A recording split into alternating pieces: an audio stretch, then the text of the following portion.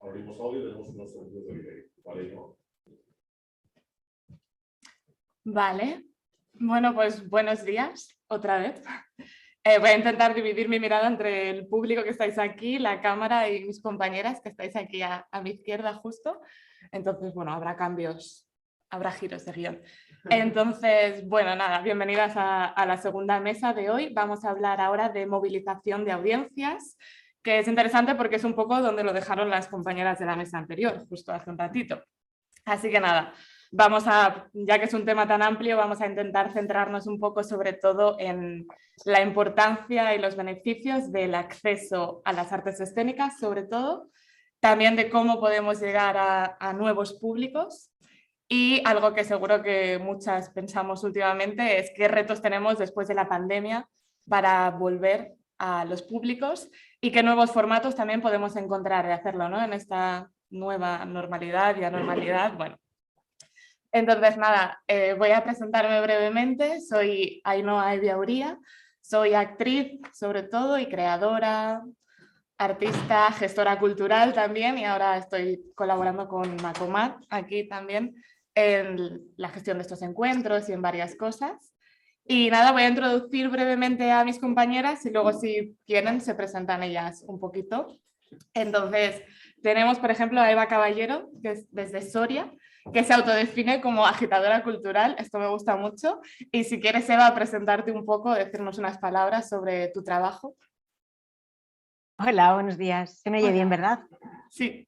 Vale. Pues sí, a ver, soy agitadora cultural porque soy actriz, soy gestora cultural, también trabajo en mediación, vamos, es que todo un poco una definición bastante amplia en el mundo de la cultura. Y bueno, estoy en Soria, mi sede es en Soria, y entonces tengo un proyecto que es dinamizar las zonas rurales a través del arte contemporáneo en las zonas rurales de la provincia, y luego también trabajo en ocasiones con el Ayuntamiento de Soria ya dentro de la administración en la gestión de las actividades culturales de aquí. Y luego también tengo mis propias piezas performáticas. Entonces soy un poco pues como tú, por eso agitadora cultural, ¿no? Porque tengo un mix de todo.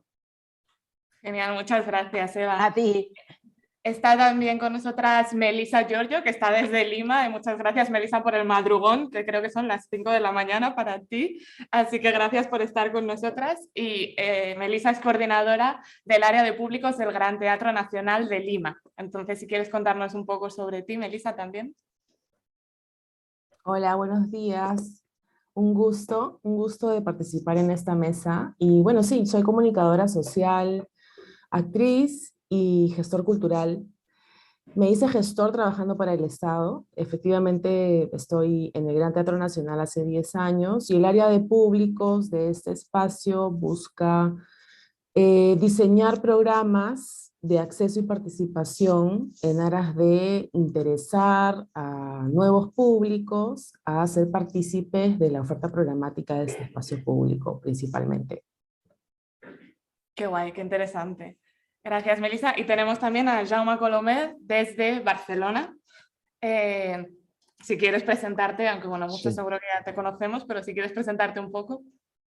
Muy bien. ¿Se oye? ¿Sí? Sí, perfectamente. Sí. Bueno, pues yo soy básicamente dos cosas. Soy profesor de universidad, básicamente de la Universidad de Barcelona, y desde hace 20 años soy consultor cultural especializado básicamente en dos temas, que es el análisis y gestión de sistemas culturales y, por otro lado, el desarrollo de públicos, que es el ámbito donde tal vez he hecho más artículos y publicaciones y cursos, etc. Muy bien, gracias, Jaume, también.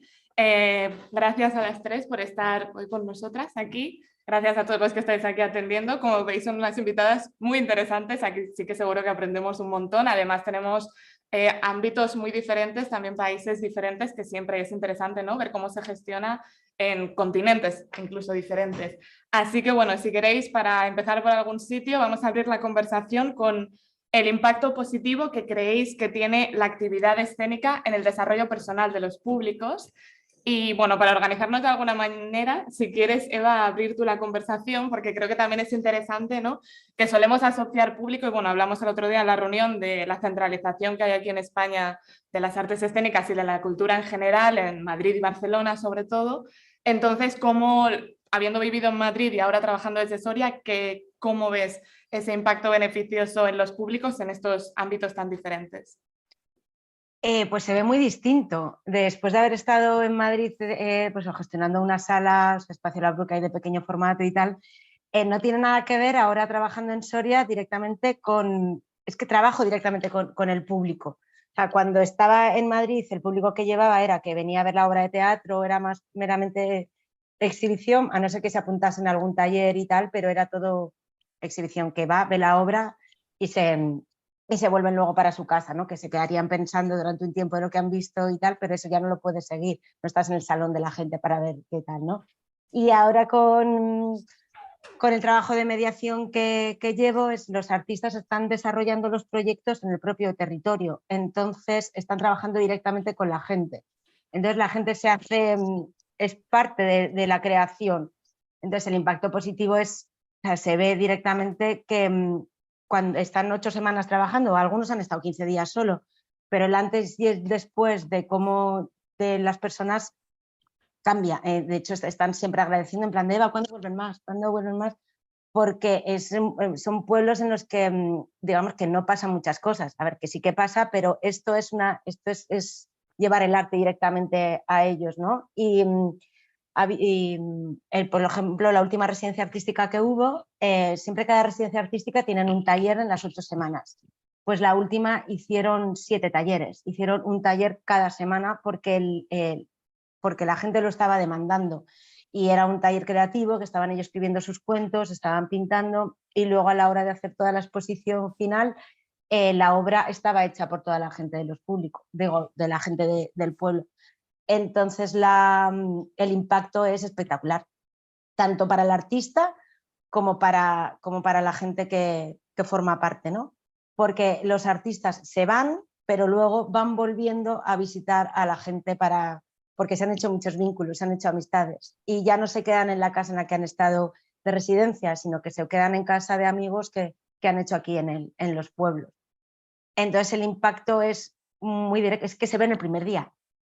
Es pues, espectacular en ese sentido, porque no es, como digo yo, exhibición pura y dura, sino que es creación a la vez que luego exhibición al final, claro.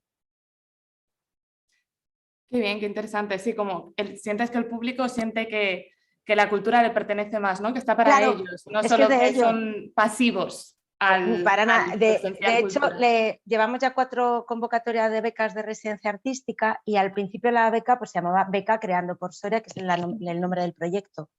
Pero ya la gente del pueblo se lo ha hecho suya, y incluso en los medios de comunicación sale como las becas de Sotillo del Rincón. Es el pueblo donde se llevan a cabo. Entonces ya lo de Creando por Soria queda en un segundo plano, porque la gente del pueblo se hace partícipe. Claro. Incluso se pusieron un poco celosos porque unos artistas empezaron en Sotillo y luego continuaron en Valdeavellano Otera, que es el pueblo de al lado, y dijeron, oye, que las becas son nuestras. Digo, ya, pero es que la continuación del proyecto, que no son las becas, que son otras. Es que los de Valdeavellano lo quieren todo. Ok, qué guay. Realmente sí, muy interesante y no sé, Melissa o Jaume, ¿queréis intervenir como lo vivís vosotros desde ciudades tan grandes, ¿no? Como Barcelona o Lima? Jaume, si quieres. Melissa. Gracias. Melissa, sí. Pues sí, estoy del otro lado del mundo, ¿verdad? Y me quedo con una idea que ha mencionado Eva sobre la participación de las personas desde las regiones con respecto a las artes. Y es que sí, en este momento, vaya, yo estoy en Lima, que es capital de Perú, estoy en la costa central, es una ciudad que tiene un poco más de 10 millones de habitantes, y también vivo el centralismo desde las artes escénicas. Lima concentra la mayor cantidad de infraestructura cultural, y tampoco es que se tenga mucha. Y en este momento, entre comillas, pospandémico, mi sensación desde la gestión pública, pero también desde mi experiencia como productora ejecutiva, porque también he trabajado así de manera independiente y la he vivido, y de hecho por eso es que me volví especialista en formación de públicos, por este contra la pared que se tiene de hacer mucho, entre comillas, hacerlo bueno, pero con poco aforo, ¿verdad? Y entonces, creo que la sensación ahora, si bien ya se ha regresado a la presencialidad, a las salas artísticas, es que es la posibilidad de seguir ejerciendo el derecho ciudadano a la cultura. Hay una gran sensación de los públicos regulares, ¿no? De querer ver más y ver en presencial. De hecho, hay una retracción de las audiencias digitales en plataformas digitales. Yo lo resiento desde el espacio en donde trabajo, y también con las audiencias escolares y de docentes que por 2 años y medio estuvieron utilizando los recursos escénicos que los volvimos audiovisuales cuando el teatro cerró. Y ya no tengo tanta demanda como la tuvimos al inicio. Y entonces creo que sí hay una búsqueda de las personas por lo vivencial, presencial, por lo directo. Y por otro lado, las temáticas en la oferta artística se percibe que va hacia la búsqueda de identidades diversas y va hacia el tratamiento de la salud mental. El tema de salud mental, detonado por la pandemia, sigue siendo muy significativo en las producciones y en las creaciones artísticas. Y ha habido también como una explosión de producciones individuales, es decir, ¿no? de unipersonales que tratan estos temas, ¿no? En tercer lugar, si hablamos de cuál es el impacto positivo en el desarrollo de las personas, creo que pasa también porque estamos viviendo una crisis político-social nuevamente en mi país, y las artes se han convertido sigue siendo una ventana y una puerta interesante para poner el tema sobre la mesa. Eso principalmente en un contexto de recuperación. De hecho, desde el Estado se está desarrollando el plan de recuperación de las artes escénicas. Han habido apoyos para los creadores y creadoras desde las regiones, es decir, desde las ciudades fuera de Lima, para que puedan seguir ejerciendo su trabajo. Sin embargo, aquellos grupos independientes o espacios culturales que no desarrollaron una relación significativa con sus públicos, es decir, aquellos espacios que, y esa es mi constante crítica, se han enfocado en el desarrollo del producto, de llegar al estreno, de hacer una propuesta artística interesante para quienes deciden qué es interesante, ¿verdad? Han tenido mucho problema al momento de regresar a la sala de verse con público. Y eso para mí ha sido determinante. Sin embargo, no siento que haya un interés por, o sea, un interés por comprender por qué no hay interés por acceder a las salas. Y por otro lado, y ya para terminar, nosotros no tenemos estudios culturales, estudios de consumo, estudios de percepción, acaso 2, 3, y el más importante promovido por el Instituto Nacional de Estadística, en coordinación con la Dirección General de Industrias Culturales, arrojó por fin, porque muchos gestores probablemente lo hayamos intuido, ¿verdad? Pero ya tenemos la certeza, al menos en ese primer estudio, que la principal barrera por la cual las peruanas y los peruanos no acceden y no participan es la falta de interés. Y eso me parece que es algo muy interesante de promover desde la academia y también, como no, desde la gestión público-privada, para hacer hincapié en que por un lado debe de promoverse el ejercicio del derecho ciudadano a acceder a la cultura, y por otro lado que se necesita seguir estudiando y midiendo, medir el impacto, porque para no solamente quedarnos con cuánta gente asistió, medir el impacto es importantísimo para tomar mejores decisiones hacia adelante. Y eso es un punto gravitante, ¿no? Cómo se comprende esa dimensión de la cultura de la medición desde la gestión cultural, tanto desde el sector independiente como también de la institución escénica, privada o pública. Qué interesante, justamente. Melissa, muchas gracias. No sé, Jaume, tú si estás de acuerdo en lo que ha explicado un poco Melissa sobre el interés, si quieres apuntar algo también sobre el impacto positivo que estábamos hablando Sí. antes del acceso. Sí, bueno, primero felicitar a Eva por el trabajo que está realizando en Soria, que me parece muy interesante. Y en cuanto a lo que ha dicho Melissa, estoy, evidentemente ella ya lo sabe, completamente de acuerdo en sus argumentos. Conozco el trabajo que está desarrollando, recientemente lo hemos comentado con ella y creo que tienen un planteamiento excelente. La falta de interés es el gran motivo por el cual una media global de un 80% de los ciudadanos en países desarrollados no van nunca al teatro por falta de ese interés. Esto es un dato evidente en muchos estudios y también veo que en Perú coincide un poco en esa idea.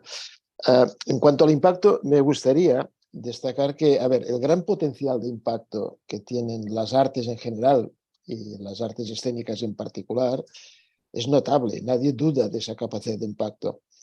A pesar de que la mayoría de actividades escénicas que se realizan no generan impacto. Pasan periféricamente, digamos, por las personas sin dejar rastro de ese impacto. Este es el gran problema, que hemos dado un gran valor a lo cuantitativo, a las estadísticas de cuántas localidades están ocupadas, y hemos dado muy poco valor al impacto cualitativo. ¿Qué cambios o qué contribución hace aquella experiencia en las personas? Entre otros motivos porque es más difícil de medir, de saber, ¿no? Corresponde más a la esfera de la intimidad y no a la esfera de lo objetivable, ¿eh? Las ventas, las localidades, etc.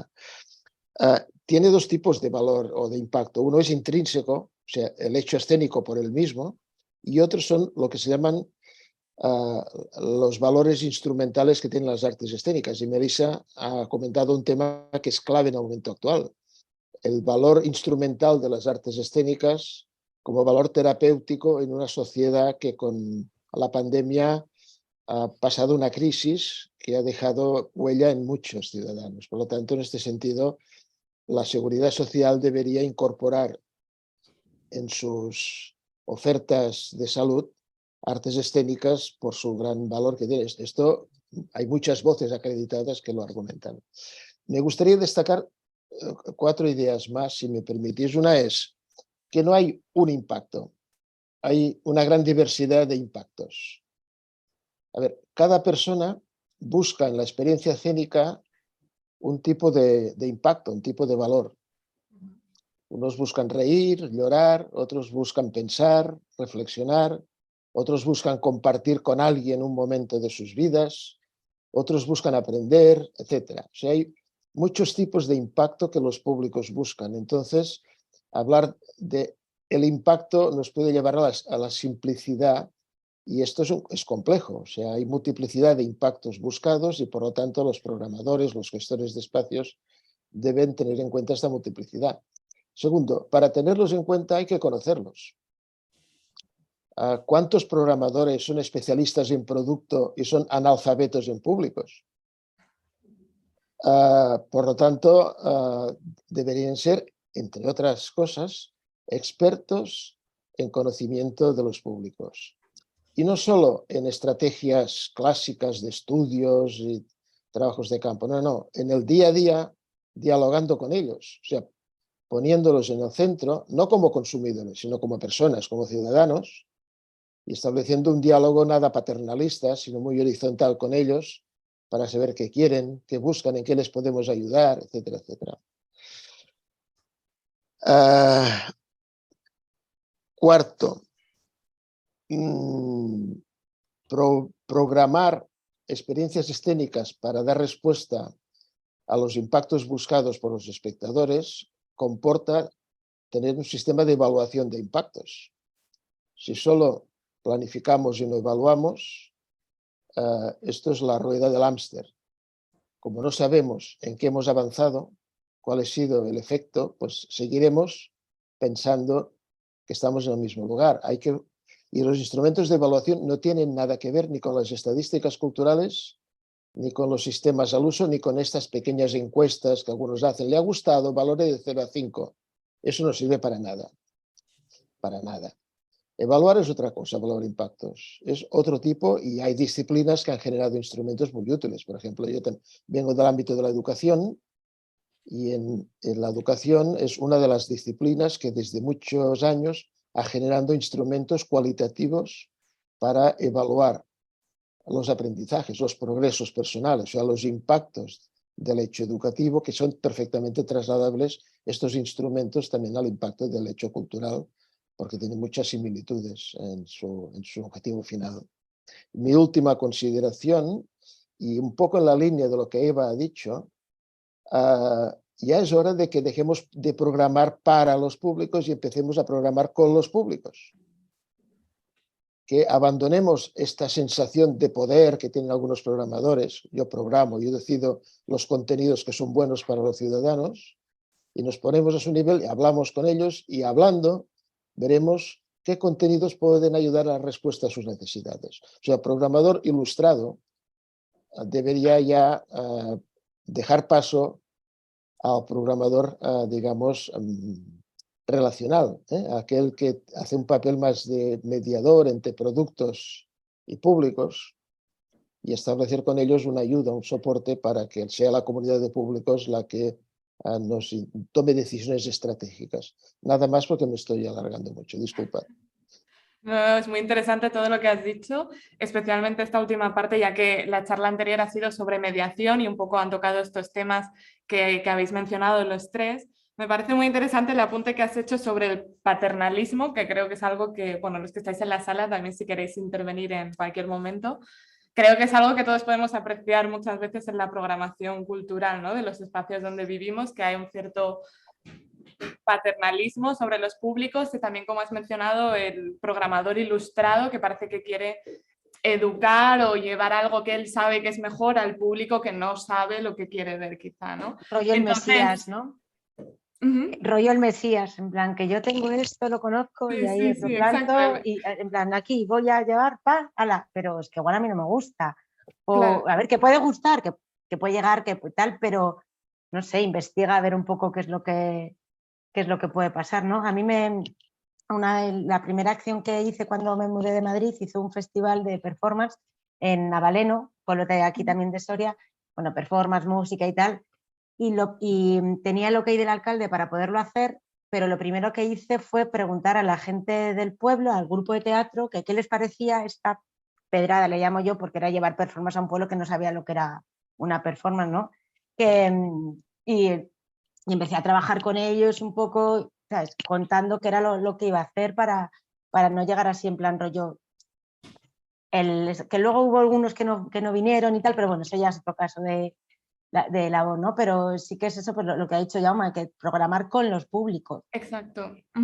Creo que es interesante justo lo que acabas de decir, Eva, que no se trata de no programar cosas nuevas o no traer nuevas experiencias quizá, porque también es interesante para la gente conocer cosas nuevas, claro, pero trabajar con ellas, ¿no? No el decir, traigo esto que sin ningún contexto, sin ninguna relación con ese público y aparece, se va y no deja rastro, no deja impacto, como ha dicho Jaume. Claro, igual hacer mitad y mitad de la programación, no toda mediación, o sea, pero que un poco híbrido todo, ¿no? O sea, porque también llenar los teatros también queda bien para luego a la hora de hacer para luego las cuentas, que ahora que trabajo en el Ayuntamiento de Soria, cara a la administración, el de Hacienda dice, sí, la cultura muy bonita, pero ¿dónde están los números, no?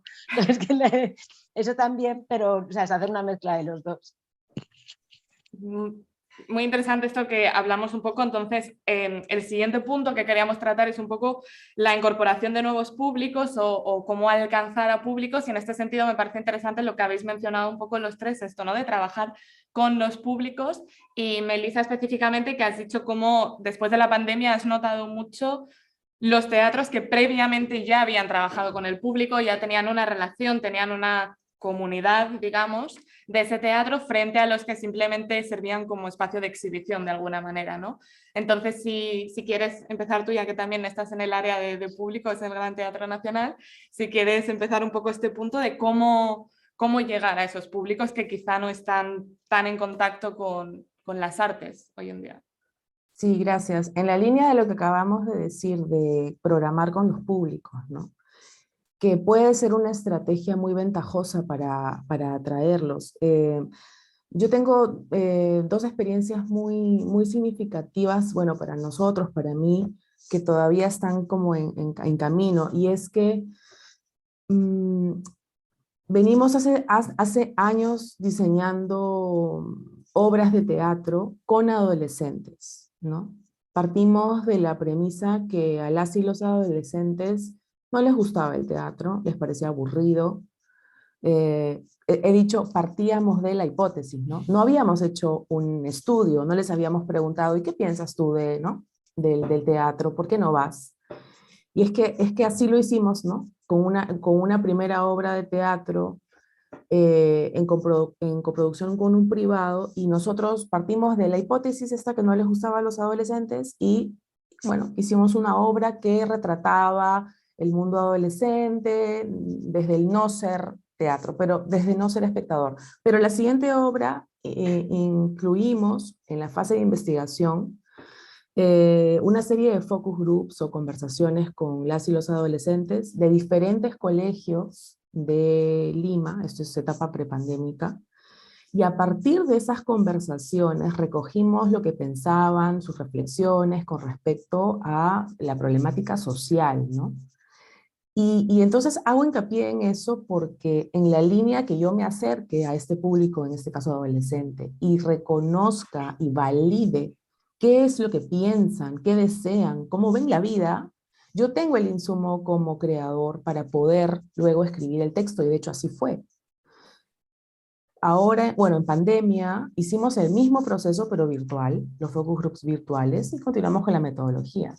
Pero lo nuevo que hemos incorporado ha sido que ya no solamente tengo al adolescente en la etapa previa, luego el dramaturgo escribe, se hace la producción y tal, y bueno, luego viene con su grupo de compañeros, sino que hemos hecho una primera función didáctica, le llamamos nosotros, una primera obra de teatro en la que el adolescente ha participado de todo el proceso creativo. ¿De qué manera? En el focus group, claramente. Luego ha tenido reuniones con el dramaturgo, en donde, no voy a decir ha validado la obra, pero el dramaturgo promovió una primera lectura, ni siquiera de toda la obra, hasta la mitad, y recoge, ¿no? Tiene un feedback de parte del público al que está dirigida esta obra, y claramente eso ayudó. Luego han tenido estos chicos entrevistas con los diseñadores, con quien estaba encargado de la escenografía, del vestuario. Es decir, los hemos incorporado en todo ese proceso, y ese proceso para ellas y ellos ha sido valiosísimo. Dicho sea de paso, esta experiencia fue con 15 adolescentes que no tienen ninguna vinculación con las artes escénicas. Estudian otras carreras, pero son apasionados por el teatro. Y creo que también ahí está, ¿no? ¿Con quién trabajas como contraparte? Eso por un lado, y el resultado es una primera obra de teatro con esa nueva metodología de tener al público de inicio a fin, pero también es una obra cuya versión audiovisual va a tener herramientas de accesibilidad. Y ahí va mi segundo tema para esa pregunta. ¿A quiénes no estamos llegando? ¿No? Siento que hay una sensación de querer, hay una ansia por volver a la sala, por volver a encontrarse con los públicos, pero ¿con qué públicos? Los que venían. Pero no estamos haciendo nada o se hace poco por atraer a nuevos públicos. Y las personas con discapacidad son un público potencial. En el Perú, más del 77% de las personas con discapacidad no acceden a actividades recreativas. Y eso es terrorífico. Tanto como verlo desde el Estado como desde el privado también. ¿Qué estamos haciendo para que estas personas sean parte de nuestros públicos? Y entonces hemos hecho este año un experimento, lo hemos llamado Laboratorio Escénico, porque así como hemos hecho estas acciones con conciertos, los vamos a hacer el próximo año con teatro. 3 experiencias de conciertos inclusivos que claramente que hemos necesitado tener sesiones previas con un modelo lingüístico, con los 2 intérpretes en lengua de seña peruana, y con el artista o los artistas de esas 3 experiencias, que han sido 3 bandas de música de género diferente, y no solamente eso para que los intérpretes en lengua de seña sepan qué cosa dicen en las canciones y que luego puedan interpretarlas, y el modelo lingüístico que nos acompañe para que luego estos conciertos realmente puedan ser significativos, sino que el equipo técnico del teatro incorporó una serie de ajustes razonables para que las personas sordas puedan sentir la vibración. En el tercer concierto logramos que una empresa nos preste un chaleco de vibración, y cuando el modelo lingüístico se lo coloca, nos dice que ha sido la primera vez que ha escuchado, que ha sentido una guitarra. Y esta persona tiene más de 45 años. O sea, y estas cosas han sido muy significativas para todos los trabajadores del teatro. Lo que quiero decir es que sí, hay que acercarse a los públicos, hay que preguntarse a quiénes no estamos llegando y por qué. ¿Y cuándo vamos a empezar a hacerlo? Porque necesitamos más personas en la sala. Y todo esto hace que el gestor, por supuesto, esté en un constante aprendizaje, ¿no? Se habla mucho de la profesionalización de la gestión cultural, pero esa profesionalización no pasa únicamente por aprender cómo se hace un plan estratégico y cómo medir de pronto impacto, sino también pasa porque estudiamos sobre psicología, sobre filosofía, sobre neurociencia, cómo regresamos la humanidad a la gestión cultural, ¿no? Creo que y eso es lo más delicioso de nuestra profesión como gestores, que estamos en constante cambio y en constante, ojalá, aprendizaje, como claramente lo son los públicos. Muchas gracias, Melissa. ¿Cómo lo veis vosotros, Jaume o Eva, este público al que no estamos llegando y estos patrones que hay, ¿no? Quizá que existen ya unos patrones de programación, una tendencia a ya creer que se conoce a los públicos o creer para qué público se programa. También, como ha dicho ella, en el caso de los adolescentes que ya tenían un preconcepto, ¿cuánto creéis que impiden los prejuicios alcanzar a nuevos públicos? El creer que a los adolescentes es que no les interesa, a ciertos colectivos o ciertas etnias no les gustan, esto no es para ellos. ¿Cómo creéis que afecta a eso y qué barreras creéis que hay que vencer en esos campos para llegar a nuevos públicos? Quien queráis empezar y hacer un poco conversación. Vale, uy, se me acaba de ir. Sí, lo de los prejuicios, ¿no? Yo creo que viene un poco también a colación en plan al gestor cultural, el mesías, ¿no? En plan, como yo lo sé todo y tal. Entonces, como yo sé que a los adolescentes no les gusta el teatro, porque es una creencia que, ¿sabes? Vale, igual hay 15 adolescentes, pero de esos 15 igual hay 5 que sí que le gusta, ¿no? Y luego lo del teatro inclusivo, bueno, danza, música y tal, es un tipo de público como que se nos ha olvidado, o sea, que es que son personas también. Yo empecé ahora a trabajar también no tanto como Melissa, que me parece interesante todo lo que ha hablado y las últimas palabras que ha dicho. Se me ha puesto un poco la piel de gallina de lo bonito que ha dicho y tal, que es un público que nos hemos olvidado y es público y es un público muy potencial.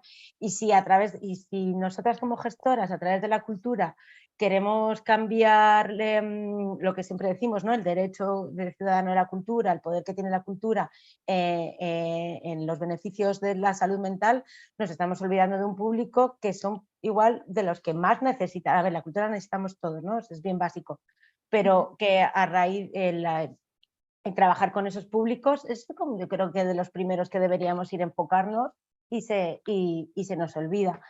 Y luego también había apuntado yo aquí a quién no estamos llegando y por qué. Pues que esa pregunta yo creo que es tan amplia, a quién no estamos llegando, a mucha gente y por qué. Pues es que igual hay gente que no está interesada, que están tan cerrados, que tampoco tenemos que ir nosotras en plan de, oye, que la cultura es buena. Bueno, tampoco ser tan pesados, ¿no? No sé si me explico, si me entendéis lo que quiero decir. Como que me hagáis caso, que somos los gestores culturales y sabemos mucho de cultura y sabemos que va a ser bueno para ti. Bueno, igual esa persona tiene los ojos cerrados y no le apetece. Entonces nos vamos a otra que tenga un poquito de apertura para ir por allí, ¿no? Que igual... ¿Me entendéis, no? Lo que quiero decir. Sí, perfectamente. Y eso es lo que quería aportar un poquito a lo que había dicho Melissa. Y lo importante, tener al público de inicio a fin a la hora de trabajar con estos públicos es maravilloso, porque como está implicado en la propia creación, vas a atraer a otros públicos. Igual si como esa persona ha sido la persona que ha sido encargada, que forma parte de la pieza escénica que luego se va a mostrar, van a ir sus primos, sus familiares, sus tíos, sus abuelos, ahí estás creando un nuevo público, que igual no ha ido nunca al teatro. Y ya por primera vez, como está su tío en escena, pues entonces va. Y luego a raíz de ahí dice, pues no está mal esto del teatro. No, absolutamente, sí, justo ha puesto un ejemplo sobre eso Olga en la charla anterior, así que totalmente cierto. Jaume, ¿cómo lo ves tú? ¿Tienes algún ejemplo también? Sí, O algo bueno, yo primero quería comentar cosas que ha dicho Melissa que me parecen unas experiencias muy interesantes, pero ahora Eva me ha dado pie a decirle que he entendido muy bien lo que quería decir, pero que me preocupa lo que ha dicho. A ver, te comento mi preocupación. A ver, esto de dejar tranquilos a los ciudadanos si no les apetece el arte escénico, bueno, digamos, es un argumento fácil para un programador que tiene dificultades para atraer nuevos públicos. A ver, fíjate una cosa, el interés por las artes escénicas es un resultado directo solo de que una persona ha tenido experiencia escénica. Sin experiencia no surge el interés. Yeah. Por lo tanto, si esto que los sociólogos de la cultura y nos han argumentado claramente, o sea, no es genético el interés por las artes escénicas, es empírico. Y como es empírico, si hay personas en nuestra sociedad que no han tenido en su vida oportunidad de vivir el hecho escénico, en nombre de los derechos culturales de los ciudadanos, que en nuestros países están incorporados, o sea, están asumidos estos derechos, incluso en la Constitución, tenemos la obligación, los poderes públicos, de facilitar la posibilidad de que tengan sus primeras experiencias escénicas. Sí, pero yo no me refería a las primeras experiencias, ¿eh? Vale. Una vez que ya han tenido la primera experiencia. Bueno, pero hay dos tipos de experiencias. Unas que tienen impacto y otras que no tienen impacto. Y de las que tienen impacto, hay unos que tienen impacto negativo y otros que tienen impacto positivo. Hay una parte de experiencias escénicas, sobre todo en escolares, que han creado impactos negativos, han escolarizado el arte y han generado anticuerpos contra el arte debido a malas experiencias escolares. Por lo tanto, esto hay que revertirlo. Sí. O sea, si los ciudadanos no han tenido la oportunidad de tener experiencias escénicas impactantes y satisfactorias, no surgirá nunca su interés por el teatro o por las artes escénicas en general. Por lo tanto, la obligación de los poderes públicos es hacer posible que prueben experiencias escénicas impactantes y satisfactorias, y que luego decidan, evidentemente, pero que decidan luego, no antes de tener una experiencia, porque estamos aceptando un statu quo de que haya ciudadanos que no hayan tenido oportunidad de ejercer sus derechos culturales, entre otros estados escénicos. Bueno, a ver, esto es más largo de debatir, pero cuidado con el argumento de que los dejemos tranquilos. Sí, después de que hayan tenido...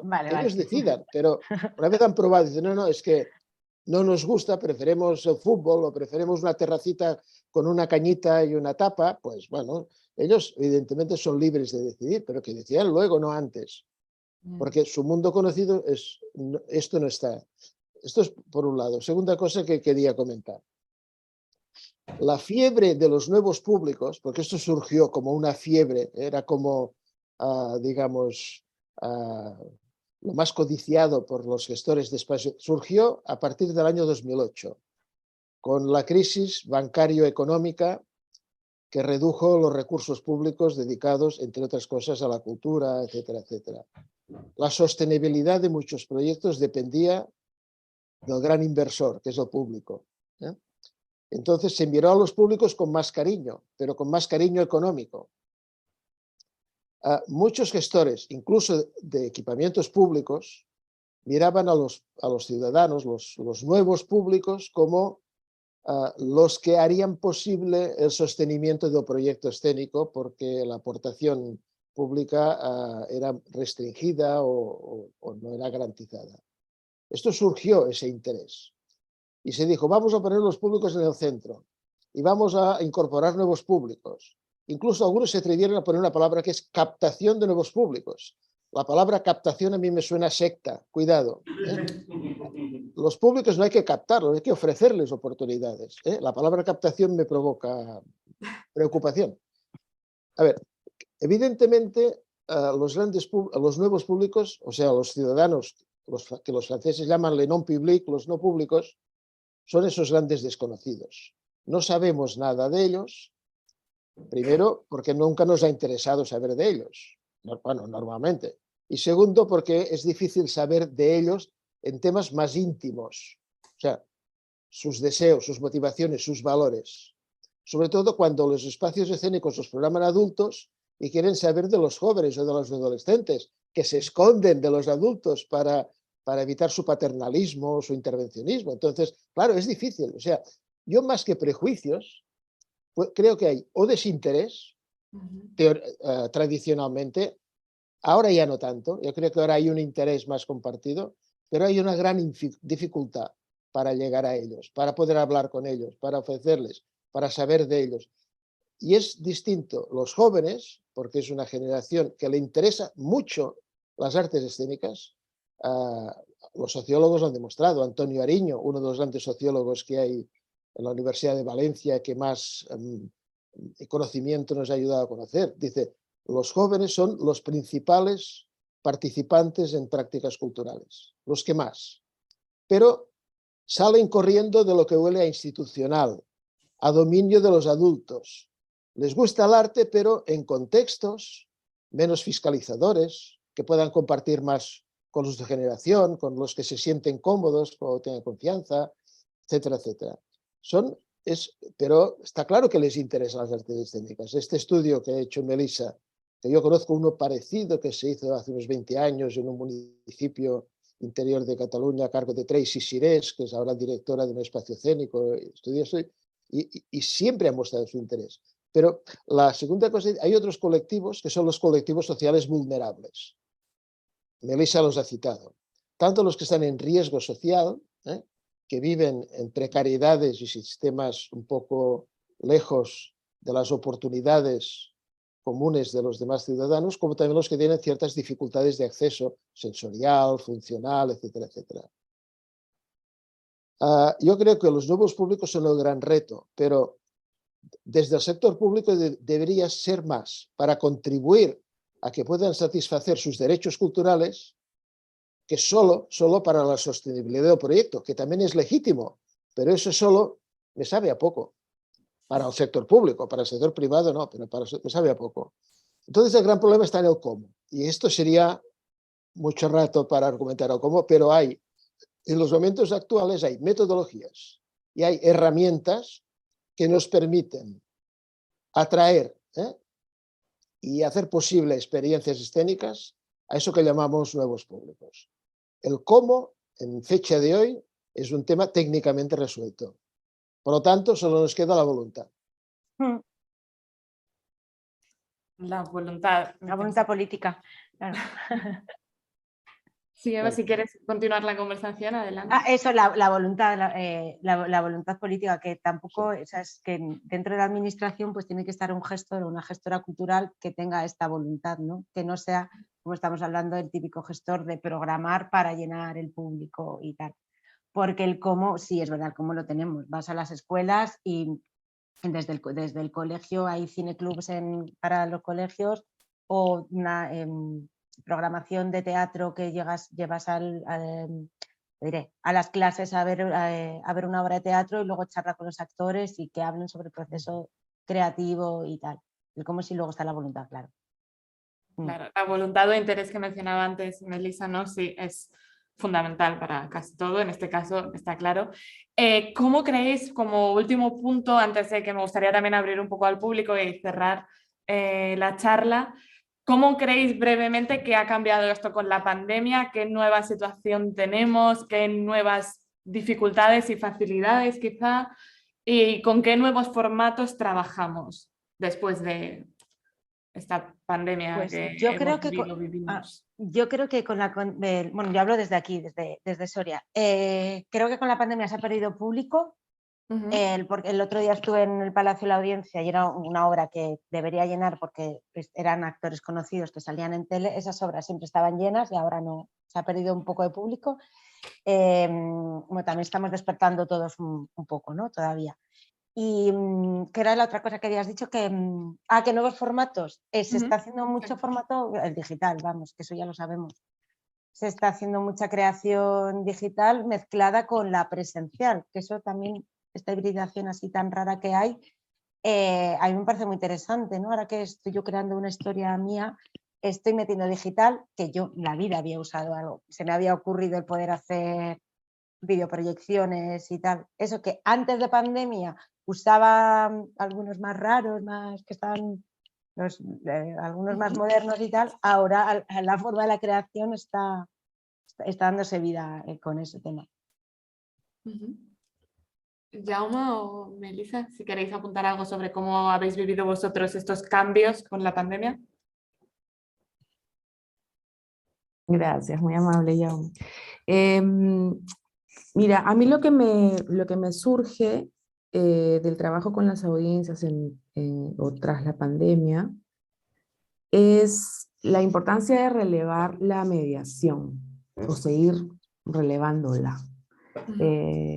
Debo decir que este es un concepto que, si bien sabemos, ha sido como criticado, reconceptualizado y sigue siéndolo.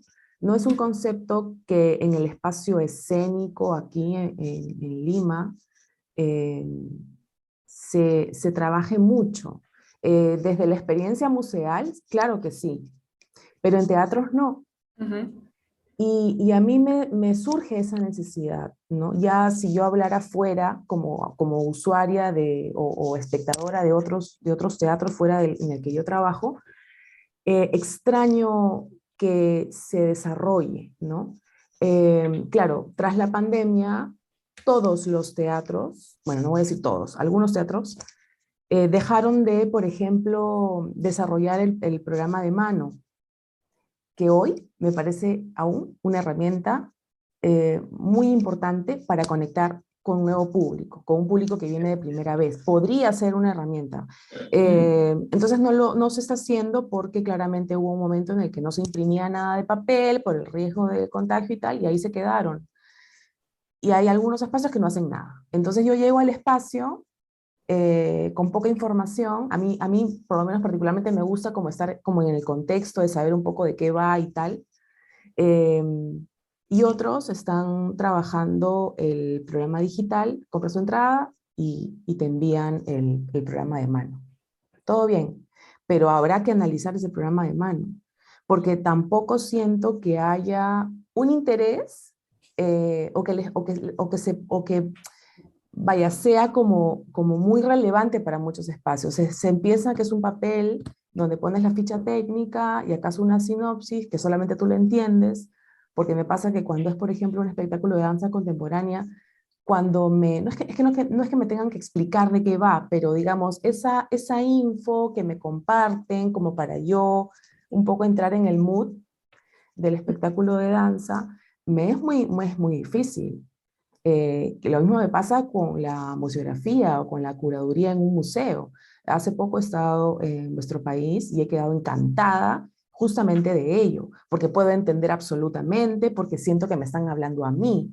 Y entonces la importancia de poder desarrollar discursos que también atraigan al público, que el público sienta que le estoy hablando a él, que el público sienta que le estoy dando como una herramientita para que su experiencia acaso sea más explosiva, ¿no? Sí. Insisto, no es para explicar la experiencia, pero ahí, entonces eso extraño.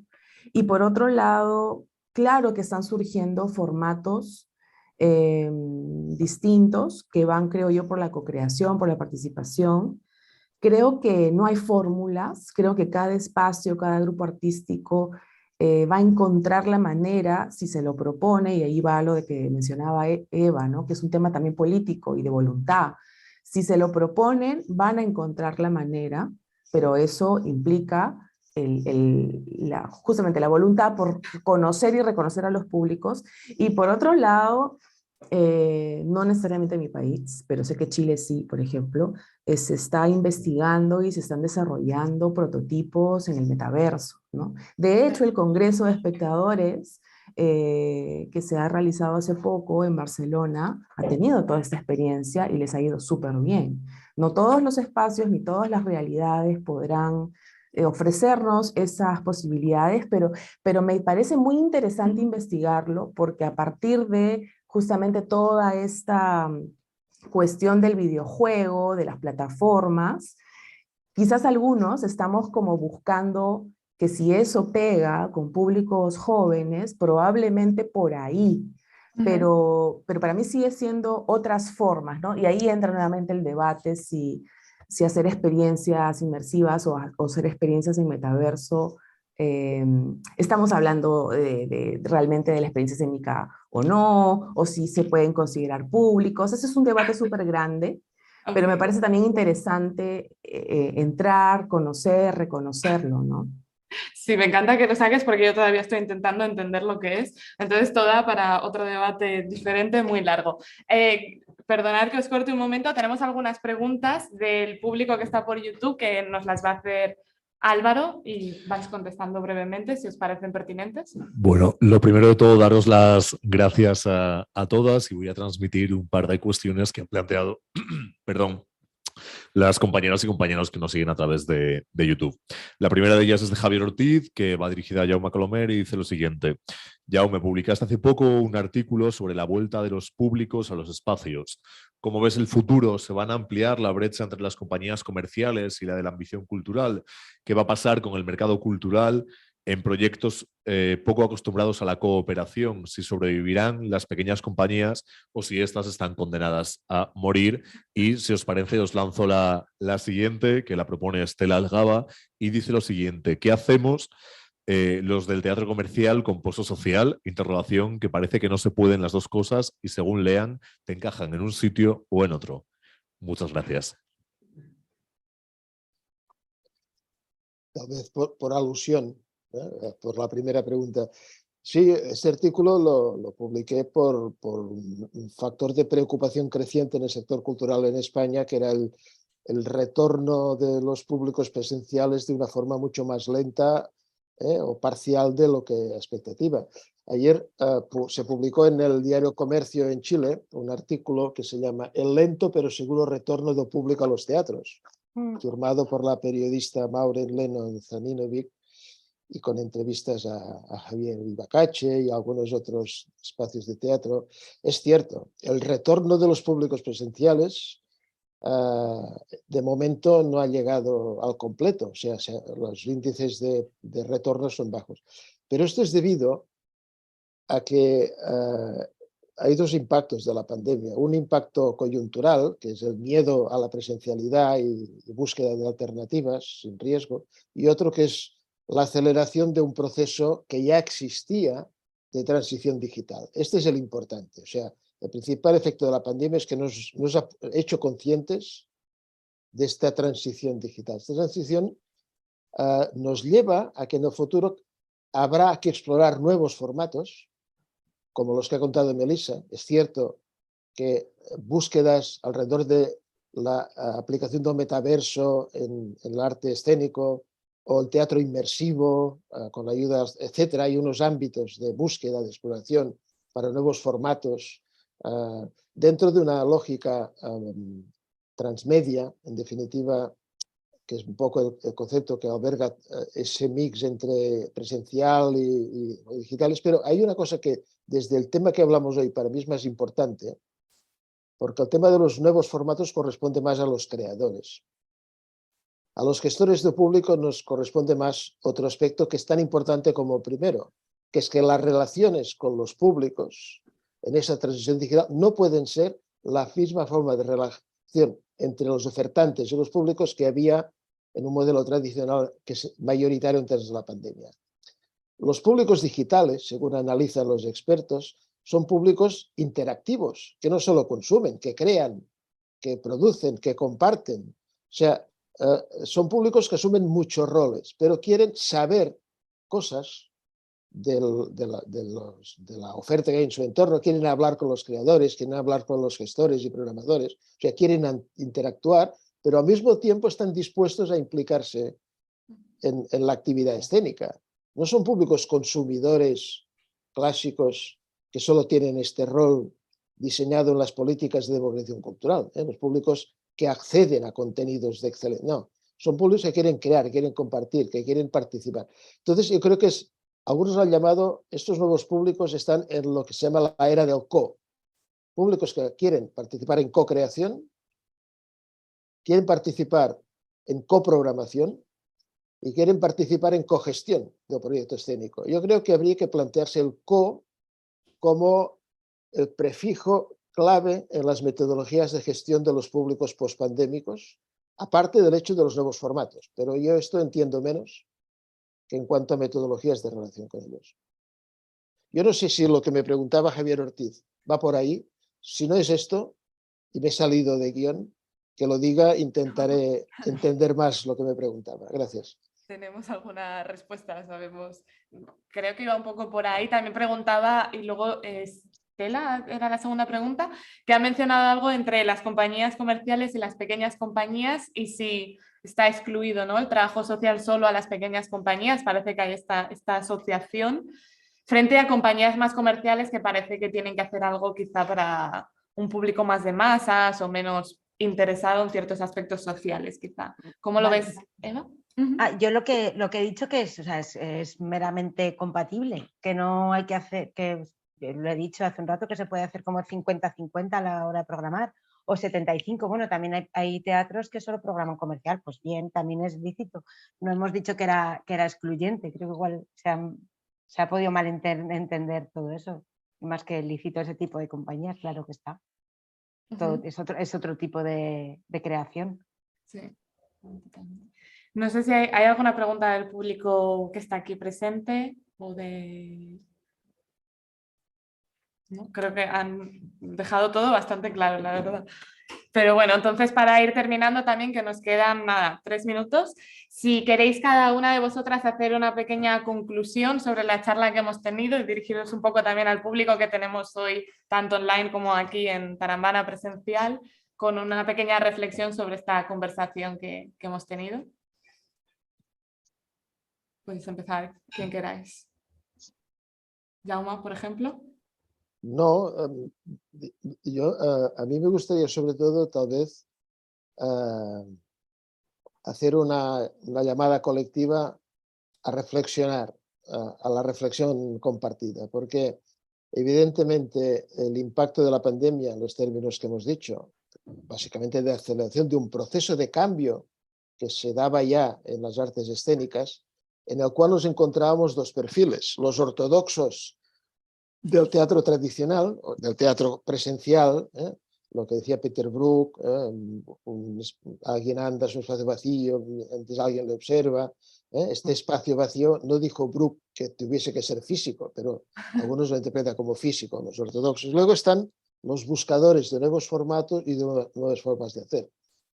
Yo creo que nos corresponde ahora a todos ser buscadores de nuevos formatos y de nuevas formas de relación con los públicos, porque los públicos no son los mismos que hace unas décadas. Son ciudadanos con derechos reconocidos y que buscan otra forma de relación y otros roles en la gestión. Por lo tanto, La reflexión creo que debe ser la tónica colectiva de abrir espacios como este, como Macomá, como los encuentros, ir poniendo puntos de vista en contraste y llegar a ver más claro por dónde hay que caminar. Eso básicamente. Muchas gracias. No, muchas gracias por la reflexión y por estar esta mañana con nosotras. Eva o Melissa, si queréis Vale, una pues pequeña yo reflexión. solo una frasecita que es me quedaría en todo esto que hemos hablado, como escuchar a nuestros públicos, ¿no? O sea, que escuchar qué es lo que hay por la calle, y lo que ha dicho Melissa, que seamos sociólogos de salud, salud mental y tal. Sabes que como gestoras culturales que tenemos que nos abrir un poco más de espacio, ¿no? Escuchar, igual ir un día a un partido de fútbol a ver qué es lo que pasa en un partido de fútbol, a ver cómo esa gente se puede, ¿no? O sea, es estar aprendiendo continuamente. Como los médicos, ¿no? Que están continuamente aprendiendo para ir las nuevas técnicas que se van avanzando, pues nosotras también pues escuchar los nuevos públicos que pueda haber, los de la co-creación, la digital, los adolescentes, los niños y eso. Genial, muchas gracias, Eva, a ti también. Y Melissa, si tienes así una pequeña última reflexión. Sí, yo llevaría a que pensemos en el reconocimiento que que nos merecemos a todos los gestores y gestoras culturales, porque tras la pandemia, durante la pandemia y tras la pandemia, tampoco nos fue fácil. Si a los públicos les fue difícil, pues a nosotras también.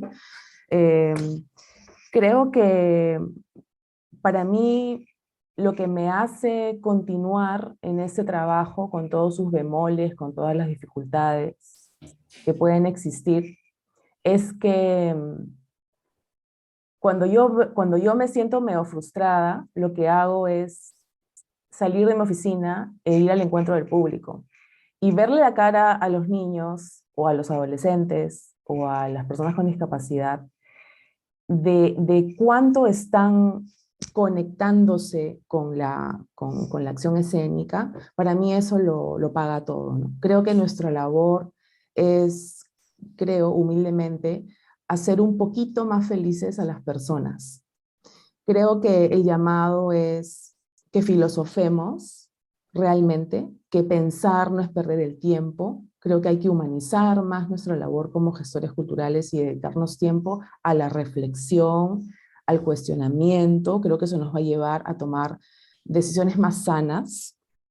Y me quedo con lo que menciona Jaume del co, ¿no? Creo que hay que incorporar a las personas en nuestra labor, que sí puede generar de pronto algunos miedos para algunos programadores de que les estamos quitando el poder, como lo mencionó él también, pero creo que hay que seguir esa discusión, ¿no? Porque finalmente trabajamos para quién, no trabajamos para nosotros mismos, ¿verdad? Estamos trabajando para los demás, y creo que nuestra labor también es de servicio público, lo es. Ya sea que trabaje en el sector privado o público, es un servicio público, para el público, para la gente. Y creo que la gente es lo más importante, y seguir construyendo relaciones con las personas, por supuesto, que implica que nos preparemos más, que reconozcamos en nosotras mismas nuestra humanidad, nuestras formas de comunicarnos con las personas, y seguir en un constante aprendizaje, ¿no? Que, como repito, eso es lo más valioso de nuestra chamba, de nuestro trabajo, ¿no? Seguir reconociendo que aún no lo sabemos todo. Y así como el público cambia todo el tiempo, nuestras formas de trabajo van a cambiar, porque necesitamos seguir incorporando más herramientas. Muchas gracias, Melissa. Qué palabras tan bonitas también para cerrar esta charla. Yo creo que ya no queda nada más que decir, sobre todo después de esta aportación. Yo personalmente me quedo con lo que habéis hablado del interés y de la voluntad, y también de humanizar, como has dicho ahora, Melissa, este trabajo y trabajar con el público, ofrecer al público y no tanto captarlo, como habéis mencionado también. Así que nada, muchísimas gracias por estar hoy con nosotras, de verdad, muchas gracias, ha sido súper interesante, y muchas gracias al público, a los que estáis aquí y desde casa también. Espero que os haya resultado interesante, porque yo creo que realmente lo ha sido, así que muchas gracias. Muchas gracias.